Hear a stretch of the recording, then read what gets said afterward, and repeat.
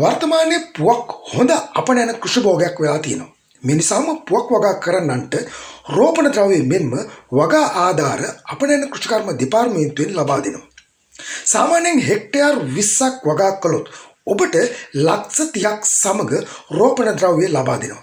ඉතින් ඒ පිළිබඳ සවිස්තරාත්මක විස්තරයක් මේ වීඩියෝවේ ලබා දීමට සූදානම්. රැඳී සිටින්න වීඩියෝව අවසානය වන තෙක්.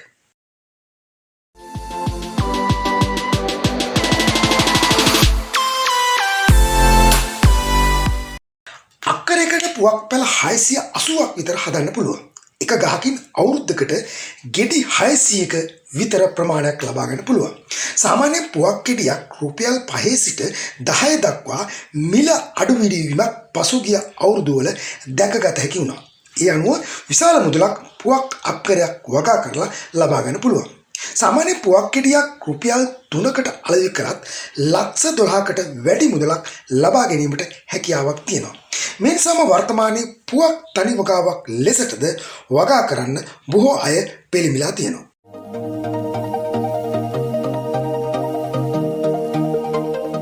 පුවක් වගාව තනි වගාවක් විදිහට, ගෙවතු වගාවක් විදිහට, අතුරු වගාවක් විදිහට, එහෙමත් නැත්නම් වැට මායිම් වල, ඇලවේලි ආදී ස්ථානවල පුවක් වගා කරන්න පුළුවන්.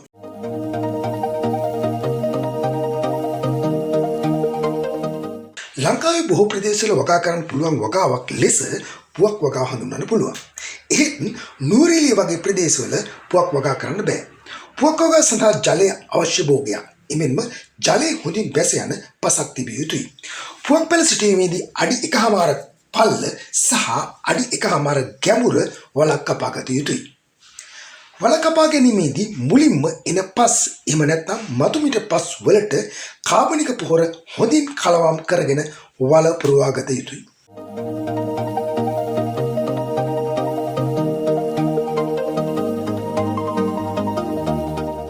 සාමාන්‍ය මාස 9ක් පමණ වයස පැලයක් තමයි පැල කිරීමට වඩාත් සුසු පැලේ වන්නේ. එමෙන්ම කඳ මහත අතු දෙකක් බෙදලා තියෙන පැලයක් හොඳ පැලයක් ලෙස හඳුන්වන්න පුළුවන්.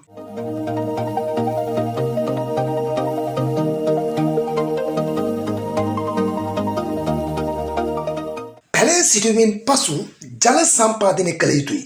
පසුව ගිනිසීරියා අතු වැනි දෙයකින් වැස්මක් දැමීම ඉතා වැදගත්. තනි වගාවක් ලෙස පුවක් වගා කරන්නේ නම් ආවරණයක් සැලසීම ඉතා වැදගත්. ඒට හේතුව පැලේ ඉක්මනින් හේ යාමකට ලක් විය හැකි බැවින්.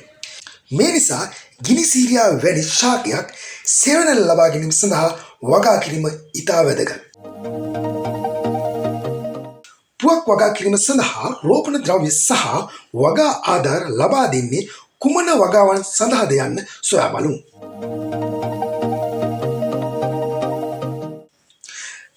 එක තනි වගාවක් ලෙස, දෙක අතුරු වගාවක් ලෙස, තුන මිශ්‍ර වගාවක් ලෙස, හතර ඉඩම් වල මායිම් වලට, පහ පාරවල් දෙපසට, හය ගෙවතු වගාවක් ලෙසට, හත ජල පෝෂක ප්‍රදේශවලට, අට පරිසර සංරක්ෂණ කරන ප්‍රදේශවලට.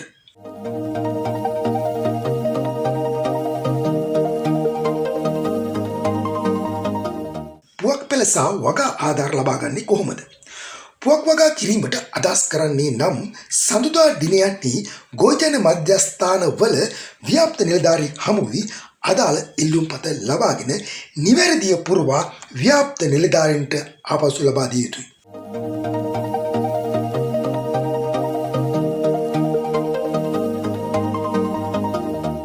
ඉන්පසු ඉඩම පරීක්ෂා කර වගාවට සුදුසු ආකාරයට ඉඩම සකස් කිරීම පිළිබඳ උපදෙස් ලබා දීම, රෝපණ ද්‍රව්‍ය ලබා දීම හා ආයෝජන ආධාර ලබා දීම සිදු කරයි. ආයෝජන ආධාර ලෙස හෙක්ටයාර් එකකට ලක්ෂ 1.5ක මුදලක් ලබා ගන්න පුළුවන්. මෙය පර්චස් 20 සිට අක්කර 50 දක්වා ලබා දෙනවා.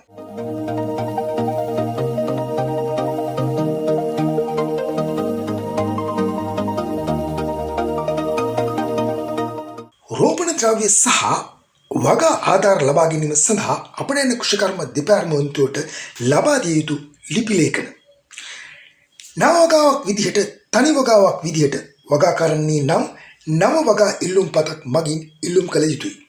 ඔබගේ ඉඩම අක්කරයකට වඩා වැඩි නම් ඉඩමේ ඔප්පුවේ ඡායා පිටපතක් එහෙම නැත්නම් ඉඩමේ අයිතිය පෙන්වා දිය හැකි ලිපි ලේඛන ඉදිරිපත් කළ යුතුයි.